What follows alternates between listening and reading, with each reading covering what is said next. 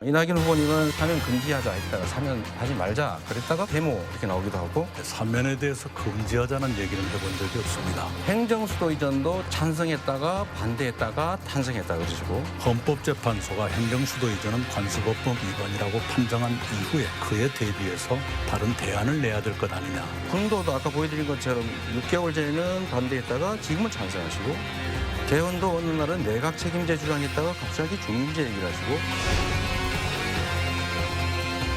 음주운전, 성폭력, 성희롱, 술의 횡령에 연루된 공직자는 승진해서 배제시키고 아주 가혹한 조치를 취했어요. 혹시 본인에게도 이런 기준을 연상해 보신 적이 있습니까? 어떻게? 아마 제가 과거에 음주운전으로 처벌받은 전력이 있다는 말씀을 하시고 싶은 것 같은데 죄송합니다.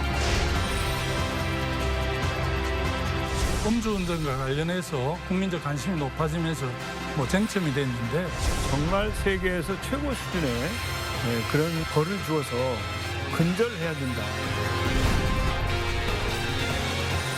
문재인 정부에 대한 평가 점수가 몇 점이냐, 70점 이렇게 꼭 남의 얘기하는 것 같은 느낌. 무능하거나 또 무책임했다는 말씀을 들을 수도 있을 것 같은데요. 무능 말씀하시는데 제가 총리로 일하는 그 기간 동안에 문재인 정부 국정 지지도가 가장 높았던 때이고요.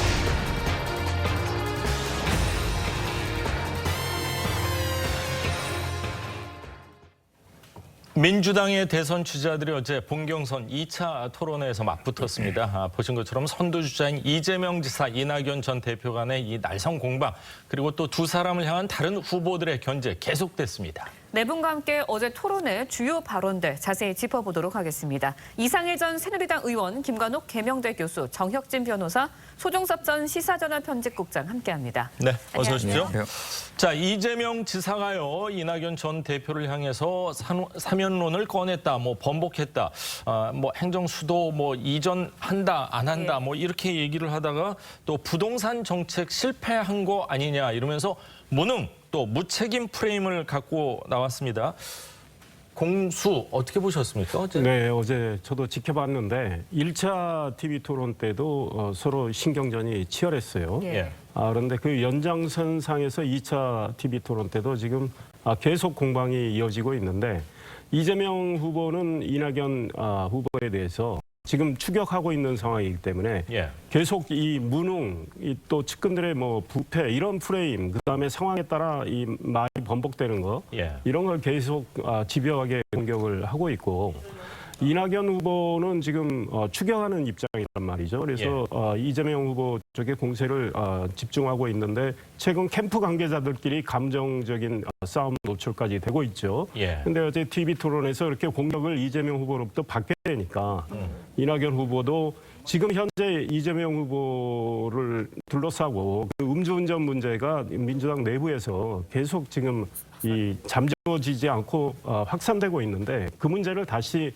꺼내서 공격을 하고 있고 어제 정세균, 김두관 다른 후보들도 이재명 후보를 이제 공격하고 있는데 지금 1, 2 싸움이 굉장히 치열해지면서 이 감정적으로 굉장히 불편한 관계가 형성되고 있는 것 같아요. 이낙연 후보는 조금만 더 공격을 하면 더 바짝 쫓아갈 수 있겠다 이런 생각을 해서 서로 치열하게 싸움이 전개되고 있는데 앞으로 좀 더 감정 싸움이 격화될 것 같습니다. 네, 어제 토론회에서 이재명 지사의 음주운전 문제 또 다른 쟁점이 됐습니다. 이 지사가 머리를 숙여서 사과하기도 했지만 이낙연 전 대표뿐만이 아니라 다른 주자들도 협공에 나서는 모습을 보였거든요. 그렇죠. 계속해서 이 지사의 쟁점이 될까요? 어떻게 보시나요? 아무래도 계속 다른 후보들은 그 부분 약점이라고 보고 집요하게 이제 그 부분 거론할 것 같아요. 근데 이재명 지사 이미 여러 차례 이제 사과를 했고 이미 많이 노출된 사안이기 때문에 지지율에 어느 정도 반영돼 있다. 이렇게 우리가 평가를 할 수 있을 것 같아요. 그런데 이제 중요한 것은 다른 후보들이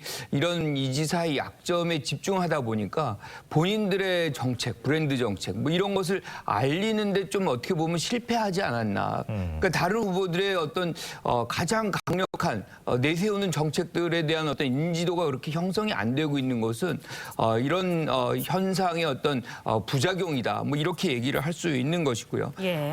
가장 중요한 것은 어느 경선이든 본선이든 간에 프레임을 누가 구성하느냐가 굉장히 중요한데 이런 부분에서는 다른 후보들이 지나치게 이제 이재명 지사의 어떤 부분들을 거론하면서 이재명 프레임이 이번 경선도 또 주도하는 거 아니냐 뭐 이런 어떤 효과도 또 생각을 해볼 수 있을 것 같아요. 그렇군요. 음주운전 논란이 되면서 후보 검증기구 설치 문제가 쟁점이 되고 있는데 지금 4명 정도는 동의를 한 상태고 2명은 약간 뭐 중간 정도인 것 같습니다. 대선을 앞두고 있는 후보에 대한 당 검증위원회, 뭐 검증센터라고 표현을 하겠습니다. 네네. 설치 가능성 어느 정도로 보십니까? 그래서 일단 제가 민주당의 당원과 당규를 한번 살펴봤어요. 처음 보셨습니까? 네네. 예. 그 당원을 봤더니 예. 그 공직 후보자의 자격 심사와 도덕성 검증을 위해서 예. 공직선거 후보자 검증위원회를 둔다 이렇게 되어 있어요. 당원 86조에. 그다음에 이제 구체적인 내용은 당규로 정한다 해가지고 예. 당규도 찾아봤더니 어떤 당규가 있냐면 예. 공직선거 후보자 추천 및 선출직 공직자 평가위원회 규정이 있고 그 안에 공직선거 후보자 검증위원회 규정이 있더라고요. 네. 그래서 그 규정을 당규를 제가 쭉 봤더니 조금 이상한 게 이때 총선 후보자와 지방선거 시도지사 후보자 등에 대해서는 했었어요. 그 검증을 할 수 있도록 되어 있는데 예. 대통령 선거 후보자에 대한 검증에 대한 내용이 없더라고요. 그래가지고 이거는 좀 규정이 미비가 된 거 아닌가, 빠진 것이 아닌가 일단 그런 생각이 들고 이재명 지사하고 추미애 전 장관도 일단은 동의를 했기 때문에 만약 6명이 동의하면 생길 이렇게 설치될 가능성이 있다고 보십니까? 그걸 떠나서 당원 당규에 왜 제일 중요한 예. 대통령 선거 후보자, 대통령 후보자에 대한 검증에 관련된 규정이 빠져 있는가? 이거는 규정의 흠결이 아닌가 싶고 예. 그다음에 제가 이렇게 쭉 내려서 봤더니 공직선거 후보자 부적격 심사 기준 중에 하나로 예. 병역 기피가 있고 그다음에 또 음주운전이 있더라고요. 아, 그래요? 네네. 그래서 아마 이런 부분들이 조금 껄끄럽긴 하겠지만 네. 그래도 제일 중요한 뭐 국회의원 후보자나 아니면 시도지사 후보자, 심지어 지방의회 후보자들도 검증하도록 되어 있는데 대선 후보자에 대해서 검증을 안 한다라고 하는 것은 조금 이상하다 싶습니다. 그렇군요. 국회의원 후보자에 한해서 음주 경력이 있으면은 공천을 안 주겠다 이렇게 하면서 이걸 다 소급 적용하는 건 또 문제가 있지 않냐 그래서 기한까지 좀 정했었던 예. 기억이 나긴 하는데 자, 이 지사가 음주운전을 했다고 지금 시인을 한 그 시기는 2004년입니다. 그 당시 150만 원 벌금을 했는데 초범으로서는 너무 많은 액수 아니냐. 뭐 음주량에 따라 달라지겠지만 그리고 또 어떤 여배우가 또 내가 분명히 들었다. 이제 삼진 아웃 당할 수 있기 때문에 대리기사 기다려야 된다. 이런 얘기까지 했거든요. 뭐 그 이야기까지는 잘 모르겠고 예. 사실은 음주운전 하면은 벌금을 냅니다. 그 벌금을 정하는 기준은 2가지가 있는데 네. 제일 중요한 거는 혈중 알코올 농도죠. 예. 그다음 2번째가 이게 첫 번째냐 재범이냐 아니면 3번째냐 이런 것들이 종합적으로 고려해서 판사가 양형을 하는데 2004년도 지금 그 음주운전 하면요 2천만 원까지 벌금을 그렇군요. 때릴 수 있게끔 되어 있는데 예.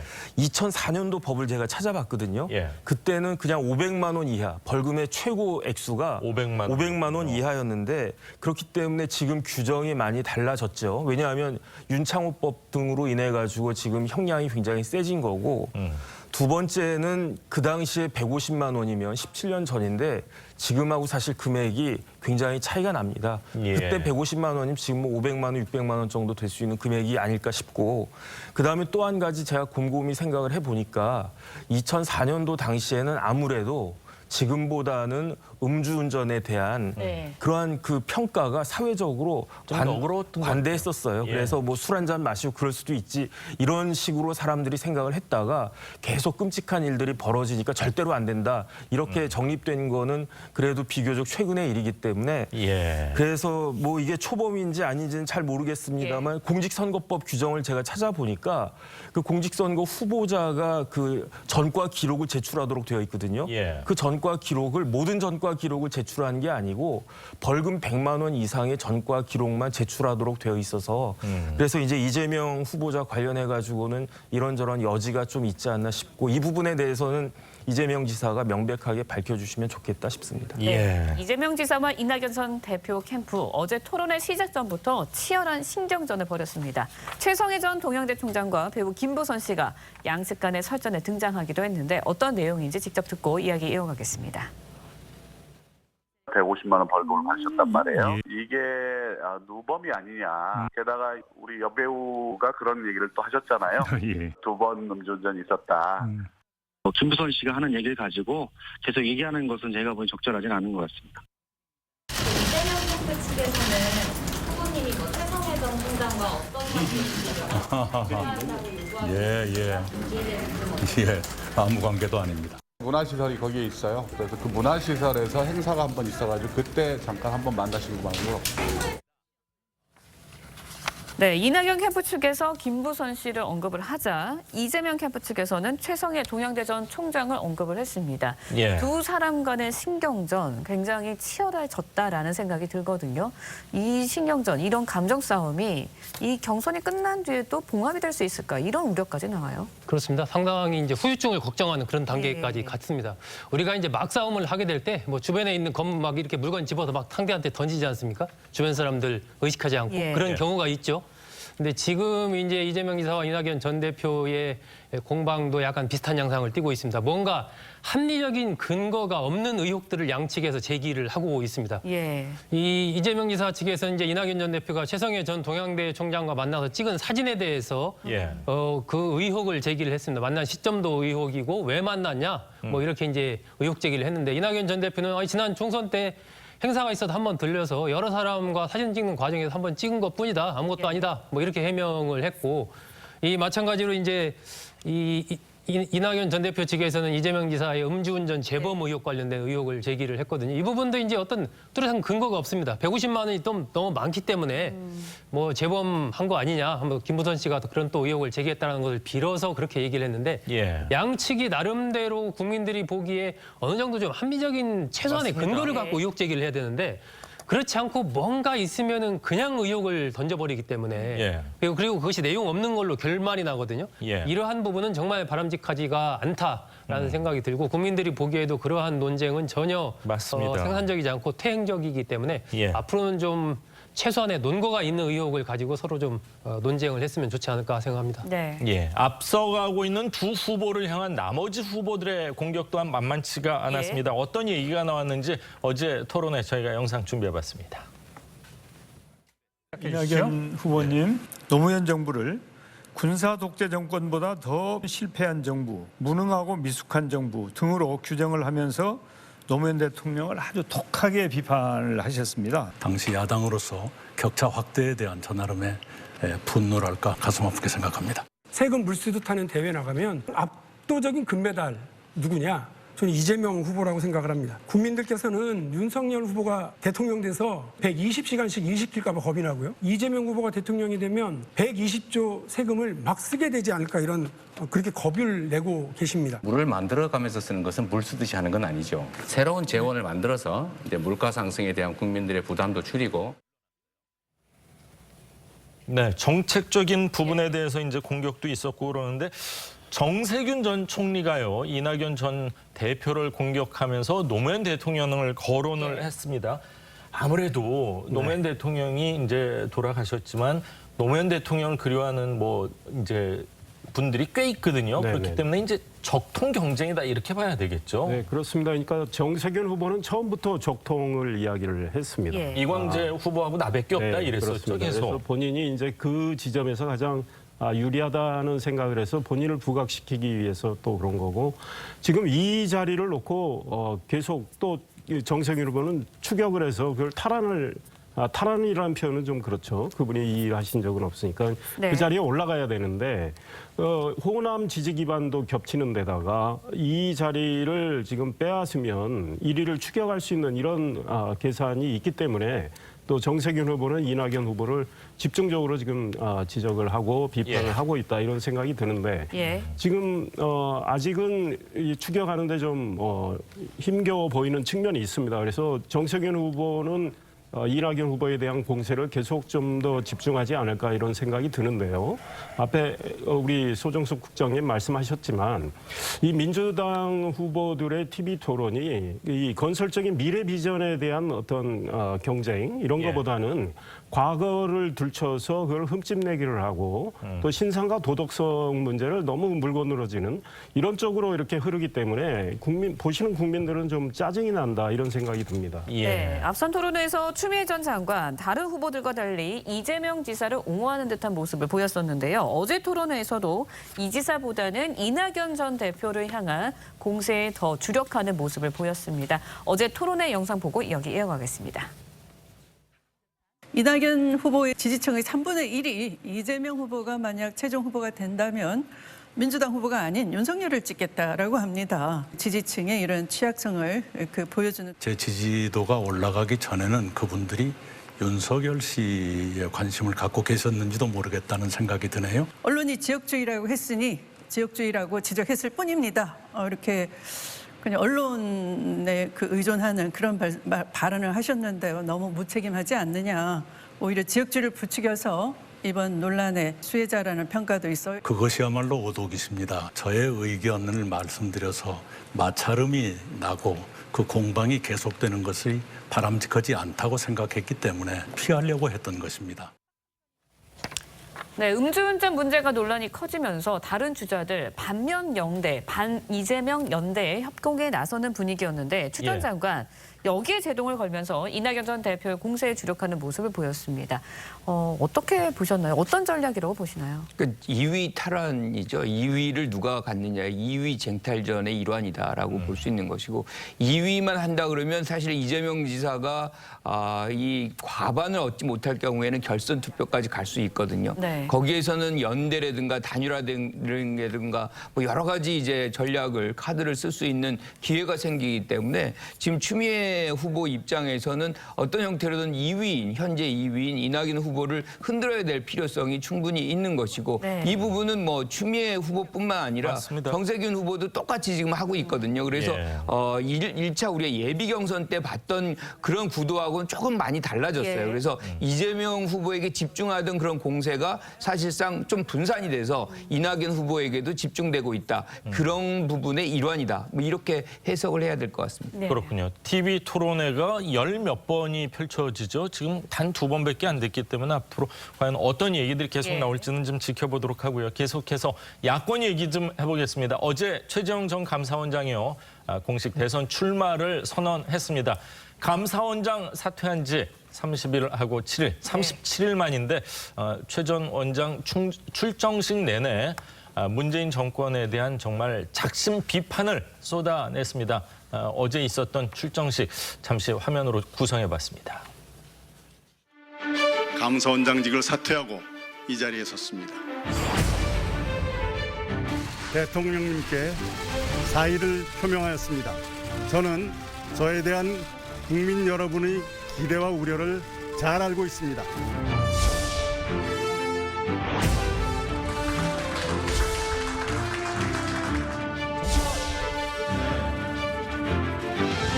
대통령의 한마디에 적법한 절차도 거치지 않고 고민도 없이 결정되고 집행되는 것을 보았습니다.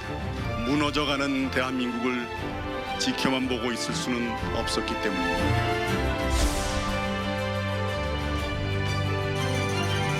하지만 저는 벽에 부딪혔습니다. 그 벽은 권력의 단맛에 취한 지금의 정권이었습니다. 정치적 목적을 위한 매표성 정책으로 혈세가 낭비되는 것을 보았습니다. 간단히 말하면 이 정부가 하고 있던 것과 반대로만 하면은 부동산 문제 저는 풀 수 있다고 생각합니다.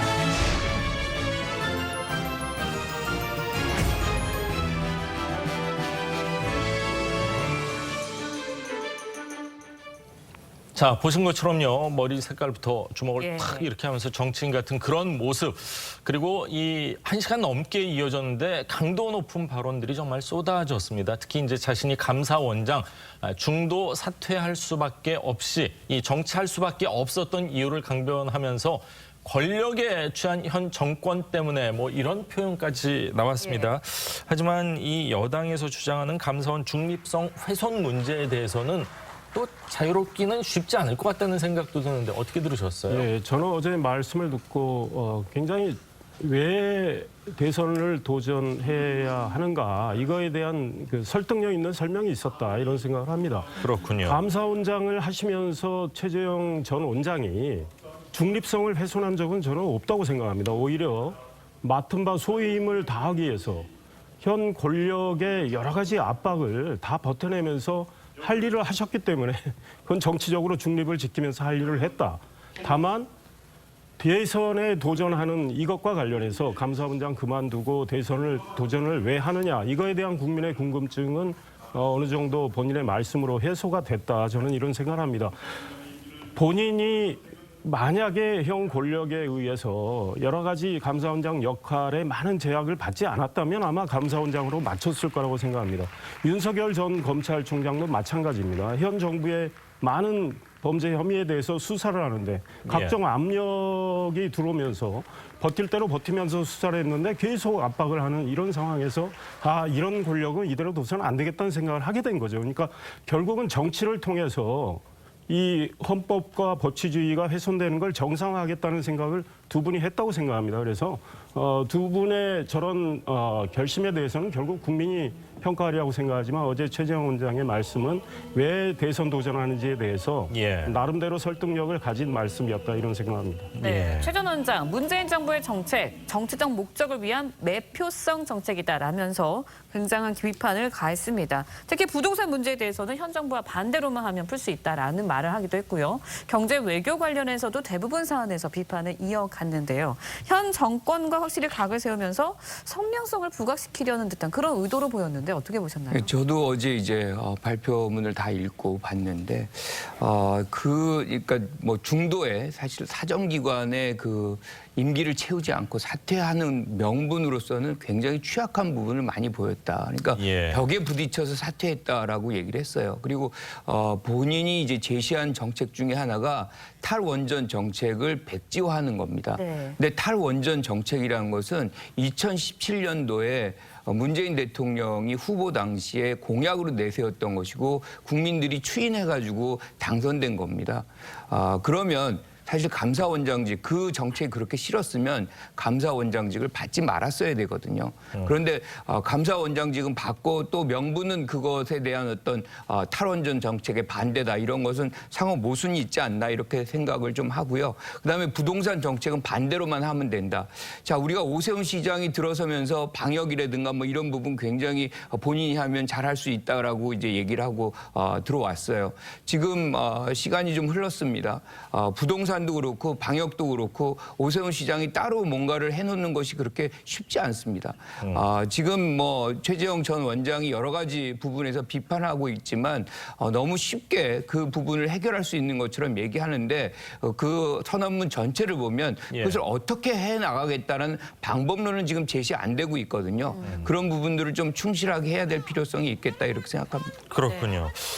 무너져가는 우리나라를 지켜만 볼 수 없었다 이런 얘기까지 했는데 여당에서는 이제 헌법 정신 저버린 부정한 출발이다 이러면서 뭐 계속해서 비판을 하고 있습니다. 하지만 최 원장 같은 경우는 이제 문재인 대통령이 이제 임명을 한 사람이고 어떻게 보면 이제 현 정권에 대한 폭로성 발언이 이제 계속해서 나올 수 있는 그런 상황이기 때문에 여권 입장에서는 좀 곤혹스럽고 좀 부담스러운 후보일 것 같아요. 그래서 제가 기억하는 게 여당 의원들이 최 전 원장한테 그럴 거면 감사원장 그만두고 나가서 정치하세요 막 이랬지 않습니까? 그렇네요. 근데 아마 그렇게 윽박 지를 때에도 설마 최 전 원장이 이렇게 나가서 정치할 거라고는 생각을 못했던 것 같아요.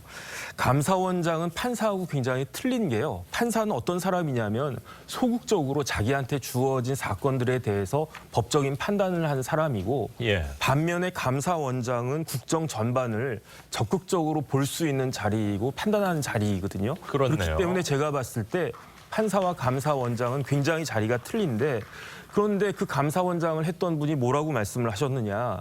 조금 전에도 얼핏 나왔지만 대통령의 한마디에 따라 이 이야기는 뭐냐면요. 적법 절차를 거치지 않았다는 이야기거든요. 예. 그다음에 이념과 정치적 목적에 따라 반헌법적으로 국가의 근간이 되는 시스템을 파괴했다. 우리나라의 근간이 무엇입니까? 자유민주주의와 시장 경제인데 또 최 전 원장이 한 이야기가 뭐냐면은 자유민주주의가 공격당하고 시장 경제 원리가 훼손당한 것을 내가 봤다. 어디서? 감사원장을 하면서 이 이야기가 현 정부에게 굉장히 아플 수밖에 없지 않나 일단 그런 생각이 듭니다. 왜냐하면 다른 사람도 아니고 최고위직 그 관료인 감사원장이 스스로 이렇게 비판을 하는 것이니까 이것을 그냥 무시할 수는 없지 않나 하는 생각이 듭니다. 네, 최재형 전 감사원장 어제 있었던 대선 출정식에서 윤석열 전 총장을 향해서도 견제구를 날렸습니다. 직접 보시죠. 왜 윤석열이 아니고 저인가? 윤석열 후보 정말 훌륭한 분이죠. 왜 윤석열 후보가 그렇게 잘하고 있는데 못하러 나왔냐? 이런 질문이신 것 같은데 지금 우리나라는 거의 내전적 분열 상태에 있다. 저는 이러한 분열 상태를 야기했던 여러 가지 과거의 일로부터 자유로운 사람입니다. 정치적 부채가 없는 사람입니다. 네, 최 전 원장, 왜 윤 전 총장이 아니라 본인이 대통령이 돼야 하냐라는 기자들의 질문에 나는 이제 과거로부터 자유로운 사람이다. 정치적 부채가 없는 사람이다라고 강조를 했습니다. 아무래도 이명박 박근혜 전 대통령 구속과 관련해서 말한 것으로 보이는데 이 부분이 이제 두 사람이 좀 승패를 가르는 요인이 될까요? 어떻게 보시나요? 환경적으로는 뭐 나쁘지 않은 그런 상황이지만 핵심적인 요인이 되기는 또 어려워 보입니다. 그렇네요. 현재 상황 자체가 이제 최 전 원장 같은 경우 홍준표 의원과 현재 2위를 다투는 뭐 지지율을 보면 이런 정도의 상황인데 결국 이 단기적으로 이제 윤 전 총장과 양강 구도를 야권 내에서 형성할 수 있을 것인가 이 부분이 이제 최 전 원장의 1차적인 숙제다라고 보여지고요. 네. 그렇게 가기 위해서는 단지 뭐 윤 전 총장의 대체제로서의 성격만 가지고는 어렵거든요. 그렇기 때문에 얼마나 자신이 생각하는 이 나라의 비전, 어떤 핵심적인 정책 이런 것들을 내놓을 수 있는가, 이른바 최재형표 대표 브랜드를 빠른 시일 내에 만들어서 그것으로부터 국민들의 호응을 얻을 수 있는가, 이런 부분들이 오히려 최 전 원장의 어떤 정치적인 미래와 관련해서 훨씬 더 중요하지 않나 하는 그런 생각을 갖습니다. 이 밖에도 어제요, 이준석 대표가 직접 기획을 했다고 합니다. 대선 주자들이 당 행사가 있었습니다. 봉사 활동인데, 근데 이 자리에 이제 어제 최 전 원장은 뭐 출정식이 있었으니까 부인을 보냈다고 하고 윤석열 전 검찰총장하고 유승민 전 의원, 홍준표 의원, 이른바 뭐 야당의 빅4라고 할 수 있는 네 분이 불참을 했습니다. 먼저 영상 보시죠. 정권! 아무래도 총장님도 좀 빅사이즈시기 때문에 큰 거 칠 수 있는 기회를 드리겠습니다.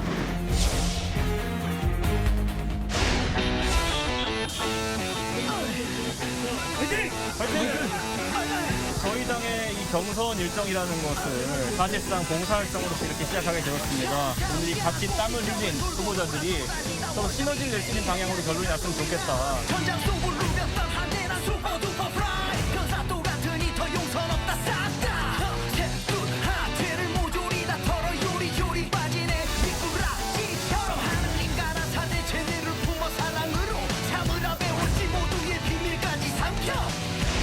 오늘 그런 당의 공식 일정을 참석하지 않고 뭐 무엇을 했는지는 잘 모르겠지만은 그런 첫 출발의 이벤트에서 그것보다 중요한 것이 무엇일지는 아마 국민들이 좀 의아할 것이다.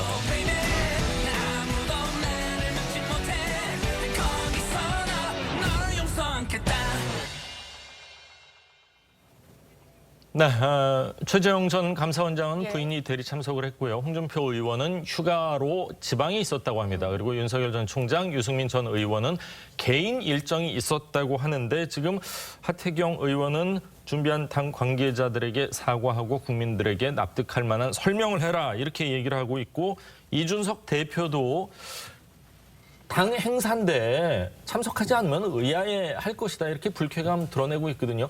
당 대표 하기 참 쉽지 않아 보입니다. 네, 그렇습니다. 저도 그 국민의힘 소속으로 저런 장면이 노출된 거는 좀 안타깝게 생각을 하고요. 저는 그 양쪽에 좀 문제가 있었다고 생각을 합니다. 그러니까 이 첫 출발의 이벤트를 꼭 어제 했어야 하느냐는 문제도 있어요. 그러니까 국민들께 저런 모습을 보여드리고 싶어하는 건 저는 충분히 이해를 하고 잘하는 모습이라고 생각하지만 저런 모습을 보여드리려고 했을 때는 서로 치밀한 사전 조율을 통해서 일정을 정확히 맞춰서 모두가 함께하는 그런 장면이 나와줘야 되는데 당 쪽에서는 통보하는 형식으로 좀 했던 것 같고 이미 홍준표 의원 같은 경우는 본인이 휴가 간다는 걸 공지까지 한 상황이란 말이죠. 그러면 사전에 연락을 해서 혹시 휴가 일정 중에도 잠시 올라와서 할 수 있느냐. 그다음에 윤석열, 유승민 이런 분들에 대해서 또 최재형 원장님은 어제의 경우에 본인이 대선 출마 선언한다는 게 이미 다 예정돼 있었던 거 아니겠습니까? 그렇네요. 그러면 당에서도 좀 유연하게 일정을 다 후보들의 본인들의 일정 체크하고 조율해가지고 시기 조절을 하는 게 좋았겠다. 이제 일을 일단 버리고 나서 빠진 분들에 대해서 서운하다 이렇게 뭐 말씀하실 수는 있지만 또 빠진 분들은 빠진 분들대로 사정이 있어서 그분들 쪽에서도 당이 너무 통보하는 식으로 하는 거 아니냐 이런 반론이 나오기 때문에 앞으로 좀 원만한 소통을 해야 된다. 국민들과 소통하는 것도 중요한데 당내 소통이 안 되면 안 되는 거지 않습니까? 그리고 뭐 지지율이라는 게 뭐 언제든지 요동칠 수 있지만 위에서 이렇게 네 분, 뭐 물론 이제 뒷분들은 다 오차범위 안에 있긴 하지만 좀 그래서 안타까운 점인 것 같습니다. 그런가 하면은 이번에 이제 당대표 패싱 논란 처음은 아닌 것 같습니다. 얼마 전에 윤석열 전 총장이 입당을 할 때도 이 대표가 휴가를 갔을 때 입당을 했기 때문에 뭐 기습 입당이다라는 이야기까지 나왔었거든요. 휴가가 아니라 잠시 지방에 있을 때죠. 휴가는 아니었고요. 그다음에 무슨 행사가 있어서 이제 내려갔던 건데 그 사이에 이제 기습 입당을 한 것이고 결과적으로는 뭐 의도하지 않건 의도했건 간에 뭐 패싱의 결과는 나왔던 거 아닙니까? 그런 차원에서 본다면 이준석 대표로서는 상당히 불편할 수밖에 없는 것이고 어떻게 보면 뭐 이사 온 사람이 주인도 없는데 들어와가지고 신고하고 간 그런 장면이에요. 그런데 지금도 사실 이준석 대표로서는 당이 이렇게 첫 경선이 시작된 것이고 이런 장면에서 당이 주도하는 어떤 행사가 있다 그러면 개인적인 어떤 행사 또는 일정이 있다 그래도 좀 사실 그거를 접고 이렇게 참석해야 되는 것 아니냐라는 그런 부분들이 있었을 거예요. 그런데 주요한 분들이 대거 이제 참석을 안 했고 특히나 윤석열 전 총장 같은 경우는 그런 어떤 패싱 논란이 있었으니까 조금 더 참석해야 되는 그런 의도적으로라도 뭐 그런 부분들을 좀 보여줬어야 되는데 어제도 또 오지 않았단 말이에요. 뭐 이런 것들은 이제 둘 사이의 어떤 앙금이라 할까요? 뭐 이런 것들이 좀 더 농축되는 과정으로 넘어가는 것 아닌가 뭐 이런 생각을 좀 해보게 되는 것이고 저는 뭐 의도성을 완전히 배제하기는 어렵다라고 생각을 해요. 왜냐하면 윤석열 전 총장이 기습 입당도 그렇고 지금 어제도 이제 불참하는 것도 그렇고 당의 운영에 관한 어떤 주도권을 모두 이준석 대표에게 줄 수 없다. 뭐 이런 메시지로 또 해석할 수도 있기 때문이죠. 그렇군요. 어제 이제 당의 행사에는 참석 안 했지만 윤석열 전 총장 같은 경우는 지금 청와대 앞에서 1인 시위하고 있는 뭐 초등학교 때서부터 어릴 때서부터 자랐던 권성동 의원 1인 시위 현장엔 또 갔더라고요. 그건 또 어떻게 해석을 해야 될까요? 뭐 가서 한 1분 정도 머물렀다라고 하니까 그것이 이제 뒷말이 또 나오는 거죠. 그냥 뭐 그 알리바이 만들기 위해서 간 거 아니냐 이런 얘기까지 나오니까. 그래서 어제 당 행사에 불참한 어떤 명분을 피하기 위해서 만들기 위해서 그런 것 아니냐라는 비판까지 나오고 있는 상황인데 일단 모양이 안 좋아 보입니다. 맞습니다. 국민의힘 당 첫 번째 주최한 대선 후보들 전체 모아서 하는 봉사활동에 이른바 유력 주자들이 전부 빠졌다. 그럼 이게 뭐 당 행사라는 게 힘이 빠지는 것이고 국민들이 보기에도 당 대표와 주요 주자들 간에 그렇다면 갈등이 있는 것 아니냐. 이렇게 당연히 볼 수밖에 없는 것이고요. 정치적으로 본다면 이른바 야권의 주도권을 둘러탄 이 주도권 힘겨루기, 주도권 다툼이 이제 본격화되는 것 아닌가 하는 그런 관측을 갖게 하는 그런 장면이어서 앞으로도 좀 이런 부분들이 조금 더 이어지지 않을까 하는 그런 생각이 듭니다. 일단 윤석열 전 총장 같은 경우는 뭐 적극적으로 이제 이철규, 윤한홍 의원 등을 영입하는 등 현역 의원들, 전직 의원들을 막 이렇게 영입하면서 있습니다. 아주 본격적인 새몰이에 나서고 있는 상황이기 때문에 과거 검찰에 있을 때 윤 전 총장의 스타일이나 이런 걸 봤을 때는 아마 국민의힘 입당 이후에 상당한 이 새몰이 흐름을 계속해서 가져갈 것으로 보이거든요. 그렇다면 그 과정에서 이준석 대표 그리고 다른 주자들과의 갈등이 있을 가능성이 좀 크기 때문에 당 지도부로서는 이 부분을 어떻게 하면 잘 원만하게 이끌어가면서 전체적인 시너지 효과를 낼 수 있을까 하는 이러한 고민이 이준석 대표가 좀 깊어지지 않을까 하는 생각이 듭니다. 맞습니다. 네. 민주당은 지금 대권 후보 검증단 자체 만드는 거에 대해서 조금은 회의적이라고 하는데 지금 이준석 대표는 대권 후보 검증단장에 윤석열 총장하고는 좀 사이가 껄끄러울 수 있는 춘천의 김진태 전 의원을 지금 염두에 두고 있다. 이런 얘기가 또 나오니까 이건 또 어떻게 번질지는 좀 지켜봐야 될 것 같습니다. 자, 정가 소식 네 분 말씀은 오늘 여기까지 듣도록 하겠습니다. 말씀 감사합니다. 고맙습니다.